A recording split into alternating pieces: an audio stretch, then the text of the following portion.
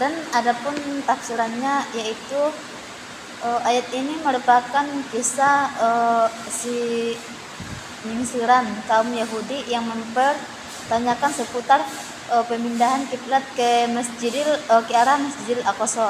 Lalu dalam ayat ini Allah menegaskan bahwa kebaikan hakikat itu yang pertama itu keimanan harus 100%. Nah, ditujukan bahwa keimanan hanya kepada Allah Azza wa Jalla semata. Tidak boleh ada keraguan. 100% harus yakin. Hal ini dapat dicapai dengan syarat. Yang pertama, dilandasi dengan ilmu, karena jika tidak dilandasi ilmu akan goyah. Dan adapun yang kedua, itu dibuktikan dengan ikhtiar mengerjakan perintahnya. Dan yang ketiga, bebas dari segala kesyirikan.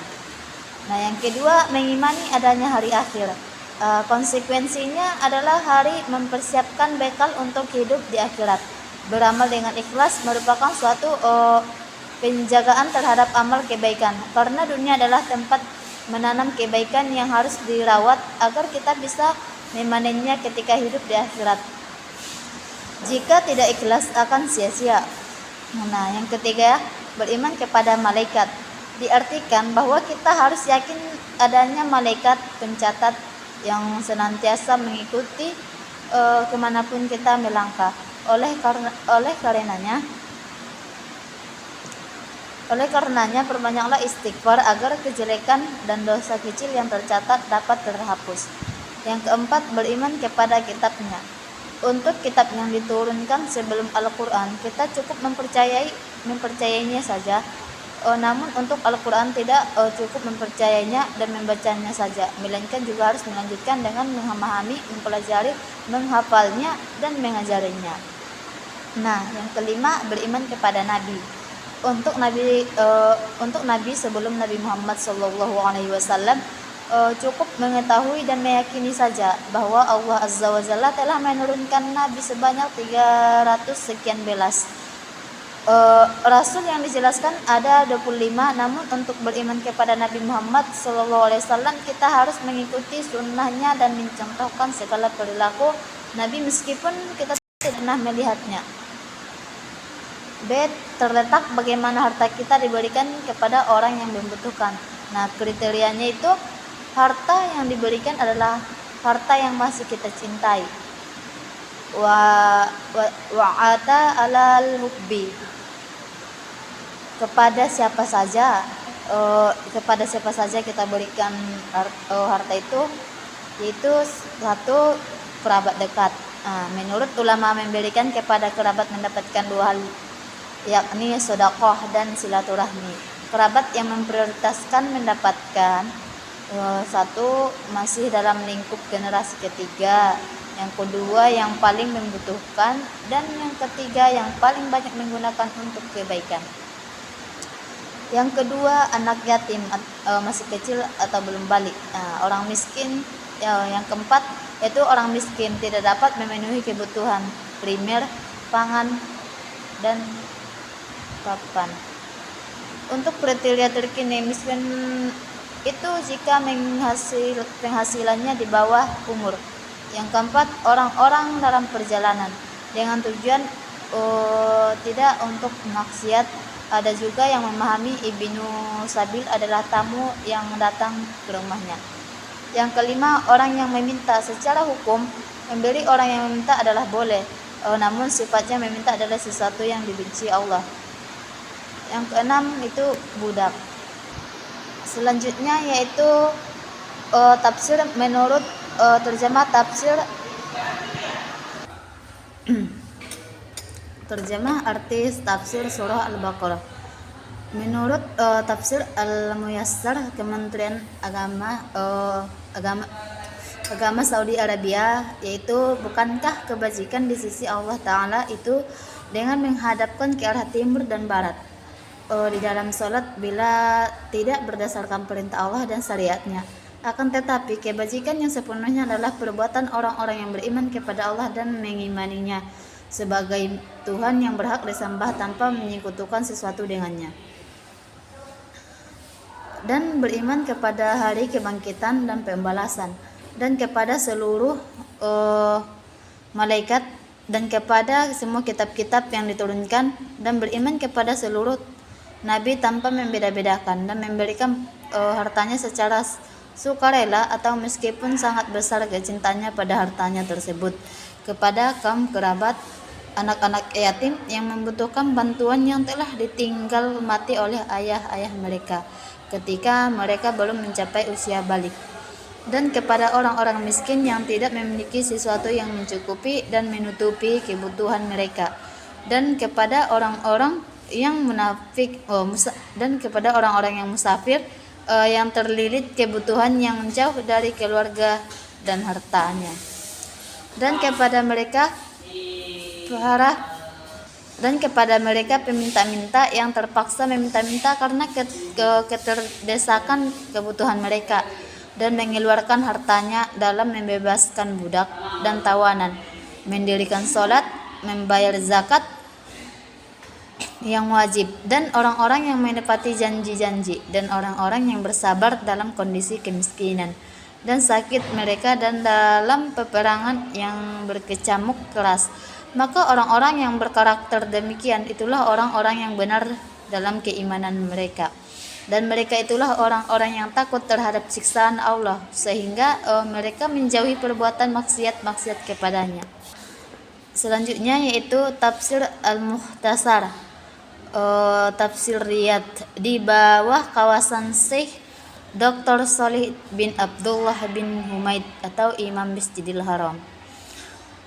Kebaikan yang diridhoi Allah bukanlah sekadar menghadap ke arah timur atau barat dan bersengketa tentang hal itu, tetapi kebaikan yang sesungguhnya ialah mempercayai Allah sebagai Tuhan yang Maha Esa, mempercayai adanya hari kiamat, mempercayai seluruh malaikat, mempercayai semua kitab suci, mempercayai semua kitab yang diturunkan oleh Allah, mempercayai semua nabi tanpa membeda-bedakan antara mereka, memberikan harta meskipun harta itu sangat disukai dan disayangi kepada karib, kerabat, anak-anak yatim, orang-orang miskin, orang-orang asing yang kehabisan bekal di perjalanan yang jauh dari keluarga dan kampung halamannya, dan orang-orang yang sangat membutuhkan harta sehingga terpaksa harus meminta-minta kepada sesama manusia, menggunakan harta untuk memerdekakan budak, membebaskan tawanan perang, mendirikan sholat secara sempurna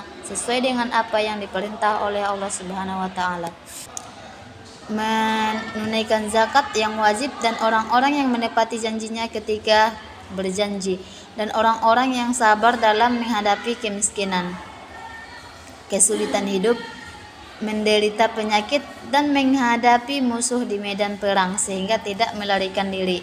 Mereka yang memiliki ciri-ciri tersebut adalah orang-orang yang sungguh-sungguh di dalam keimanan dan amal perbuatan mereka. Mereka itulah orang-orang bertakwa yang melaksanakan perintah-perintah Allah dan menjauhi larangan-larangannya. Ya, dan selanjutnya itu tafsir Al-Madinah Al-Munawwarah, Markas Takzim Al-Quran di bawah pengawasan Syekh Profesor Dr. Imad Zuhair Hafiz, Profesor Fakultas Al-Quran Universitas Islam Madinah, yaitu amalan baik tidaklah terbatas pada sholat menghadap timur atau barat saja, namun amalan kebaikan adalah beriman kepada Allah, hari kiamat, para malaikat, kitab-kitab Allah, dan semua rasul tanpa membeda-bedakan, memberikan harta yang dicintai kepada para kerabat, anak-anak yatim, orang-orang miskin, musafir yang kehabisan bekal, orang-orang yang meminta pertolongan, dan budak yang ingin menebus dirinya dari perbudakan, mendirikan sholat pada waktunya, membayar zakat kepada yang berhak menerimanya, menepati janji, serta bersabar dalam menghadapi kemiskinan, penyakit, dan kecamuk peperangan. Orang-orang yang memiliki ciri-ciri tersebut akan mendapatkan derajat yang tinggi. Mereka adalah orang-orang yang membuktikan keimanannya dengan perkataan dan perbuatan yang takut terhadap siksaan Allah. Si As-Sayyidi berkata, dalam ayat ini Allah tidak menjelaskan makna al-ba'sa, namun Allah menyebutkan dalam ayat lain bahwa yang dimaksud adalah peperangan sebagaimana tersirat dari redaksi ayat Allah berfirman, qad ya'lamullahul mu'awwiqina minkum wal qailina wala haula li ihwanihim hallahum ilaina wala yaqtuna ba'sa illa qalil. Yang artinya sungguh Allah mengatakan orang-orang yang menghalang-halangi di antara kamu dan orang-orang yang berkata kepada saudara-saudaranya, marilah bersama-sama kami, tetapi mereka datang berperang hanya sebentar. Quran Surah Al-Ahzab ayat 18. Nah, yang kedua yaitu seterusnya yaitu Jubdatul Tafsir min Fathil Qadir, Syekh Dr. Muhammad Sulaiman Al-Asy'ar, Mudarris Tafsir Universitas Islam Madinah. Beliau mengungkapkan itu yang pertama, laisal birra, atau bukankah suatu kebajikan. Ayat ini diturun sebagai bantahan terhadap orang-orang Yahudi dan Nasrani ketika mereka berlarut-larut dalam percakapan masalah pemindahan kiblat Rasulullah menuju Ka'bah. Qablal masyriqi wal maghribi, menghadapkan wajahmu ke arah timur dan barat, yakni arah yang berlainan. Walakinnal birra man amana, akan tetapi sesungguhnya kebajikan itu ialah beriman kepada Allah, yakni akan tetapi kebajikan adalah kebajikan yang dilakukan oleh orang yang beriman. Dan al-birra merupakan kata yang mencakup segala bentuk kebajikan, dan aku menafsirkan ayat ini dengan 6 asas-asas iman dan asas-asas amal kebaikan. Wal kitab, dan kitab-kitab. Yang dimaksud dengan kitab di sini adalah semua jenis kitab Allah. Ala hubbihi, yang dicintainya, yakni padahal ia cinta terhadap harta tersebut, jadi dia menginfakkan hartanya meskipun dia mencintai dan merasakan ingin bakhil atasnya. Selanjutnya zawil qurba, kepada kerabatnya, yakni para kerabat, karena infak kepada mereka bernilai pahala sedekah dan silaturahmi jika mereka termasuk fakir. Nah, selanjutnya itu waliyatama, anak-anak yatim. Dan anak-anak yatim yang fakir lebih berhak mendapatkan sedekah daripada anak-anak yatim yang tidak fakir, karena mereka tidak mampu untuk mencari penghasilan. Wal masakin, dan orang-orang miskin. Orang-orang miskin adalah orang-orang yang bergantung pada apa yang ada dalam genggaman orang lain, karena ia tidak memiliki apapun. Wa ibnis sabil, atau musafir, yakni musafir yang kehabisan bekal di daerah orang lain. Wasailin, orang-orang yang meminta-minta, yakni orang yang meminta-minta karena keadaan yang memaksa mereka. Wafil riqab, hamba sahaya, yang dimaksud adalah dengan membeli budak sahaya untuk memerdekakan, dan mendapat lain mengatakan yakni membebaskan tawanan. Wa ataz zakat, dan menunaikan zakat. Dalam ayat ini terdapat isyarat bahwa yang duluan kita keluarkan adalah sedekah dan bukan zakat. Wal mufuna bi ahdihim iza ahadu, dan orang-orang yang menepati janjinya apabila ia berjanji, yakni perjanjian dengan Allah ataupun dengan manusia. Al-ba'sa, itu dalam kesempitan, yakni kesulitan hidup dan kemiskinan. Wad-darwa'i, penderitaan, yakni penyakit dan penuaan. Wahinal ba'sa, dan dalam peperangan, yakni saat peperangan berkecamuk. Sodaku, orang-orang yang benar imannya, yakni mereka adalah orang-orang yang benar-benar dan sungguh-sungguh dalam pengakuan mereka sebagai orang beriman. Selanjutnya yaitu lihat baru ayati, Markas Tadabbur di bawah pengawasan Syekh Profesor Dr. Umar bin Abdullah Al-Muqbil, Profesor Fakultas Syariah Universitas Qasim, Saudi Arabia. Tafsirannya yaitu Al-Qurtubi mengatakan, ulama-ulama kita berkata, inilah ayat yang agung yang mencakup banyak hukum-hukum syariat di dalamnya. Terkandung 16 faedah, iman kepada Allah dan nama-nama sifatnya, hari kebangkitan, hari berkumpul, hari perhitungan, sirat, haud, syafaah, surga, neraka, dan juga mengandung tentang malaikat, kitab-kitab yang diturunkan, infak, menyambung kekerabatan, berbuat baik kepada anak yatim dan orang miskin, dan berbuat baik kepada orang yang sedang dalam perjalanan. Kewajiban mendirikan sholat dan membayar zakat, kewajiban menepati janji dan sabar atas segala cobaan dan setiap godaan, dan setiap kaidah-kaidah ini membutuhkan penjelasan yang lebih rinci dalam buku khusus. Tafsir Al-Wajiz, Syekh Profesor Dr. Wahba Az-Zuhaili, pakar fikih dan tafsir negeri Suriah, berpendapat, tidaklah kebaikan yang banyak itu ketika menghadap ke arah timur dan barat saja, melainkan mengimani 6 rukun iman dan mengerjakan pokok-pokok amal soleh. Yang dimaksud dengan kitab di sini adalah berbagai jenis kitab, yaitu kitab-kitab Allah, memberikan harta yang disenangi kepada kerabatnya, dan sesungguhnya memberikan harta kepada mereka ketika fakir itu merupakan sedekah dan penyambung hubungan.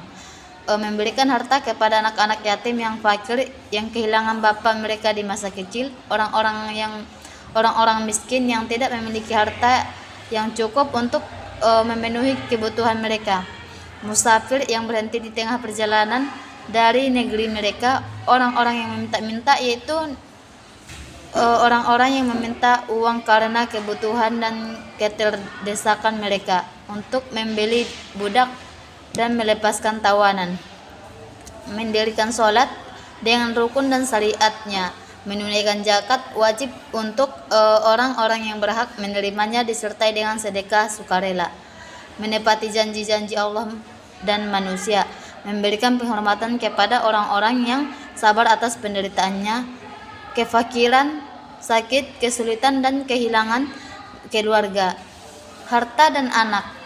Mereka itu adalah orang-orang yang benar keimanannya dan bertakwa kepada Tuhan dengan mengajarkan perintah-perintahnya dan menjauhi larangan-larangannya, serta menjauhi neraka. Abdul Razak meriwayatkan dari Qatadah yang berkata, orang-orang Yahudi sholat menghadap ke arah barat dan orang Nasrani sholat menghadap ke arah timur. Lalu turunlah ayat Laisal birru. Nah, selanjutnya yaitu tafsir As-Saghir, Faiz bin Sayyaf As-Sarih, dimurajaah oleh Syekh Profesor Dr. Abdullah bin Abdul Aziz Al-Awazi, Profesor Tafsir Universitas Islam Madinah. Kebajikan itu bukanlah kebaikan yang diridhai Allah, itu menghadap wajah kalian ke arah timur dan barat. Melainkan kebajikan itu ialah orang-orang yang beriman kepada Allah dan hari akhir, para malaikat, kitab suci, dan para nabi. Memberikan harta yang dicintai kepada kerabat, anak yatim, dan orang-orang miskin, musafir yang terpisah dari keluarganya, peminta-minta, dan hamba sahaya, dan membebaskan hamba sahaya dari perbudakan dan tawanan, mendirikan sholat, menunaikan zakat, menepati janji apabila berjanji, sabar dalam kemelaratan dan kesulitan dan kefakiran atau penderitaan, penyakit, dan pada masa peperangan. Beratnya peperangan mereka itu orang-orang yang benar mereka itulah orang-orang yang bertakwa. Yaitu tafsir As-Sa'di, Syekh Abdurrahman bin Nasir As-Sa'di, pakar tafsir, abad 14 Hijriah. Allah berfirman, bukanlah menghadap wajahmu ke arah timur dan barat itu suatu kebajikan. Maksudnya hal itu bukanlah suatu kebajikan yang dimaksud dari hamba, sehingga banyaknya pembahasan dan perdebatan tentangnya adalah merupakan usaha yang melelahkan yang tidak menghasilkan kecuali perpecahan dan perselisihan. ini sejalin dengan Rasulullah. Bukanlah orang yang perkasa itu adalah dengan perkelahian, akan tetapi orang yang perkasa itu adalah orang yang mampu menahan dirinya di saat marah. Hadis riwayat Bukhari. Selanjutnya dan dalam hadis-hadis yang semacamnya, akan tetapi sesungguhnya kebajikan itu ialah beriman kepada Allah, maksudnya bahwa Dia Tuhan yang Maha Esa yang memiliki sifat dengan segala sifat kesempurnaan dan terlepas dari segala kekurangan. Dan hari akhir, yaitu segala hal yang dikabarkan oleh Allah tentangnya dalam kitabnya atau apa yang telah dikabarkan oleh Rasulnya dari hal-hal yang terjadi setelah kematian, dan para malaikat yang dijelaskan sifat mereka oleh Allah kepada kitab dalam kitabnya, dan dijelaskan juga Rasulnya. Dan Alkitab, yaitu jenis-jenis kitab yang telah diturunkan oleh Allah kepada Rasul-Rasulnya, dan yang paling agung adalah Al-Quran. Maka ia beriman kepada hal-hal yang dikandung oleh dari kabar maupun hukum. Dan para nabi secara umum dan khususnya menutup mereka, dan paling mulia dari mereka yaitu Muhammad sallallahu alaihi wasallam, dan memberikan harta, yaitu seluruh harta yang dikumpulkan oleh manusia sedikit maupun banyak. Maksudnya ia memberikan harta yang dicintainya, yaitu cinta harta. Allah menjelaskan dengan hal ini bahwa harta itu sangat dicintai oleh jiwa, dan sebenarnya seorang hamba tidak mau mengeluarkannya. Barang siapa yang mengeluarkannya padahal ia sangat mencintainya dengan maksud mendekati diri kepada Allah, maka hal ini adalah sebagai tanda bagi keimanannya. Dan diantaranya memberikan harta yang dicintainya adalah bersedekah, serta dia dalam kondisi sehat lagi kikir, yang mana ia sangat mengharapkan kekayaan dan takut dari kemiskinan. Demikian juga bila sedekah dikeluarkan ketika dalam kondisi kekurangan, niscaya itu lebih utama, karena dalam kondisi seperti ini ia lebih suka menyimpannya ketika ia mencemaskan akan terjadi kelahiran dan kapaan. Demikian pula mengeluarkan barang yang paling berharga dari hartanya dan apa yang ia cintai dari hartanya tersebut, sebagaimana Allah berfirman, kamu sekali-kali tidak sampai kepada kebajikan yang sempurna. Kebaikan kamu menafkahi sebahagian harta yang kamu cintai, dan apa saja yang kamu nafkahi maka sesungguhnya Allah mengetahuinya. Quran Surah Al-Imran. Setiap mereka itu adalah di antara orang-orang yang memberikan harta yang ia cintai. Kemudian Allah menjelaskan tentang orang-orang yang berhak menerima infak, yaitu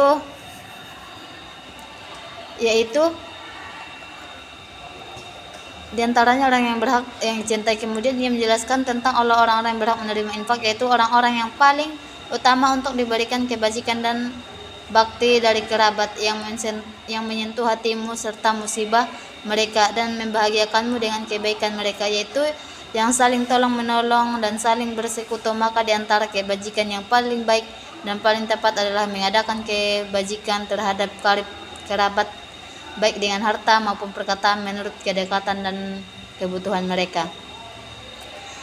Dan di antara mereka adalah anak-anak yatim yang tidak memiliki orang yang mencarikan harta untuk mereka dan tidak memiliki kemampuan yang dapat dijadikan sandaran. Hal ini di antara rahmat Allah Ta'ala terhadap hamba-hambanya yang menunjukkan bahwasanya Allah sangat sayang kepada mereka daripada sayangnya seorang ayah kepada anaknya. Allah telah mewasiatkan kepada hamba-hambanya, lalu mewajibkan mereka untuk berbuat kebajikan dengan hartanya kepada orang-orang yang kehilangan ayah mereka, agar anak-anak itu seperti anak-anak yang tidak kehilangan kedua orang tuanya, dan karena balasan itu sesuai dengan jenis perbuatannya, yakni barang siapa yang menyayangi seorang anak yatim orang lain, niscaya anak yatimnya akan disayangi oleh orang lain, dan orang-orang miskin yaitu orang yang dililit kebutuhan dan dihinakan oleh kemiskinan. Maka mereka memiliki hak atas orang-orang kaya dalam mencakup kebutuhan mereka atau meringankannya sesuai dengan kemampuan dan kelapangan mereka. Dan musafir yang memberikan pertolongan, yaitu orang asing yang kehabisan bekal di luar negeri sendiri, Allah menganjurkan hamba-hambanya untuk memberikan kepadanya beberapa harta yang dapat membantunya dalam perjalanannya, karena perjalanan itu merupakan kondisi yang membutuhkan bantuan dan banyak pengeluaran. Oleh karena itu wajib atau seorang yang telah diberikan nikmat oleh Allah pada negerinya dengan segala kemakmuran, dan Allah karuniakan nikmatnya kepadanya agar dianya juga bersikap rahmat kepada saudaranya yang asing tersebut menurut kadar kemampuannya, walau hanya membekali sedikit atau memberikan sebuah alat perjalanan atau sebuah alat yang dapat menghindari dirinya dari sewenang-wenangnya dan lain sebagainya. Dan orang-orang yang meminta-minta, yakni orang-orang yang meminta-minta karena suatu kebutuhan mendesak yang menyebabkan mereka melakukannya, seperti orang yang diuji dengan denda suatu kejahatan atau beban pajak dari pemerintah, atau dia meminta-minta kepada manusia untuk memajukan kemaslahatan umum seperti masjid, sekolah, jembatan dan semacamnya. Maka yang seperti ini memiliki hak walaupun ia adalah orang kaya, dan memerdekakan hamba sahaya, termasuk di dalamnya adalah pembebasan budak dan membantu serta mengusahakan harta untuk orang budak yang membayar kebebasan agar ia mampu menunaikan bayaran kepada tuannya, atau menebus tawanan muslimin dari kaum kafir atau kaum zalim, dan mendirikan sholat dan menunaikan zakat. Telah sering diterangkan bahwa Allah Subhanahu wa taala menyatukan antara sholat dan zakat, karena kedua hal itu adalah sebaik-baik ibadah dan pendekatan diri kepada Allah yang paling sempurna, karena memuat ibadah hati, tubuh dan harta. Dan dengan keduanya iman seorang ditakar dan keyakinan yang ada pada pelakunya dapat diukur. Dan orang-orang yang menepati janjinya bila ia berjanji. Janji adalah komitmen terhadap apa yang telah diwajibkan oleh Allah dan diwajibkan oleh hamba itu sendiri. Maka termasuk dalam hal ini itu adalah seluruh hak-hak Allah, karena Allah telah mewajibkan semuanya atas hamba-hambanya dan mereka berkomitmen terhadapnya. Selanjutnya, dan orang-orang yang sabar dalam kesempitan, yakni kemiskinan, karena orang-orang kemiskinan membutuhkan kesabaran dalam banyak aspek dari apa yang didapatkannya berupa kepedihan hati dan tubuh yang berkesinambungan yang tidak dirasakan oleh lainnya. Selanjutnya yaitu seluruhnya hal tersebut yang semacam adalah musibah-musibah yang diperintahkan untuk bersabar atasnya, beriman akhirat, mengharap pahala dari Allah terhadapnya, dan penderitaan, yaitu suatu penyakit dalam berbagai macam seperti demam, luka, masuk angin, atau sakit pada suatu anggota tubuh hingga gigi, jari-jari, jemari dan semacamnya. Dimanapun dibutuhkan untuk bersabar atas semua itu, karena jiwa itu lemah dan tubuh merasakan sakit. Dan hal ini adalah suatu yang paling sulit bagi jiwa terhadap ketika hal itu terjadi lebih lama. Maka diperintahkan untuk bersabar dengan mengharap pahala dari Allah. Dan dalam peperangan, yakni saat berperang menghadapi musuh-musuh yang diperintahkan untuk memerangi, karena ketegaran itu sangatlah sulit sekali bagi jiwa, dan manusia akan mengalami kegoncangan dari pembunuhan, luka atau tertawan. Maka dibutuhkan kesabaran atas semua itu dengan maksud mengharapkan pahala dari Allah, dan darinya lah pertolongan dan bantuan yang telah dijanjikan didapatkan bagi orang-orang yang bersabar. Mungkin cukup sekian yang dapat saya sampaikan. Kurang dan maafnya saya mohon maaf. Wabillahi taufiq wal hidayah. Wassalamualaikum warahmatullahi wabarakatuh.